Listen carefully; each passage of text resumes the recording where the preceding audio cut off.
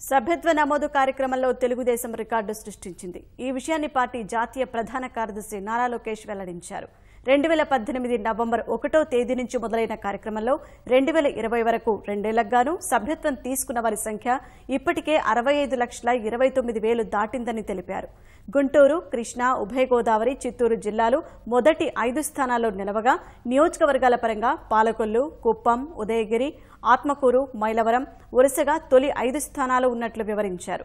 సభ్యత్వ నమోదు కార్యక్రమంలో 2 నెలల నుంచి క్షేత్రస్థాయిలో పనిచేసి అరుదైన రికార్డు సాధించేందుకు కృషి చేసిన వారందరికీ లోకేష్ అభినందనలు తెలిపారు. కార్యకర్తల సంక్షేమానికి పెద్దపీట వేస్తూ వారి కోసం ప్రత్యేక విభాగం ఏర్పాటు చేసిన పార్టీ తెలుగుదేశమేనని లోకేష్ పేర్కొన్నారు. సభ్యత్వ రుసుముగా ₹100 చెల్లిస్తే మరికొంత మొత్తాన్ని పార్టీ సంక్షేమ నిధి నుంచి జమ చేసి కార్యకర్తలకు ప్రమాద బీమా సౌకర్యం కల్పిస్తున్నామన్నారు.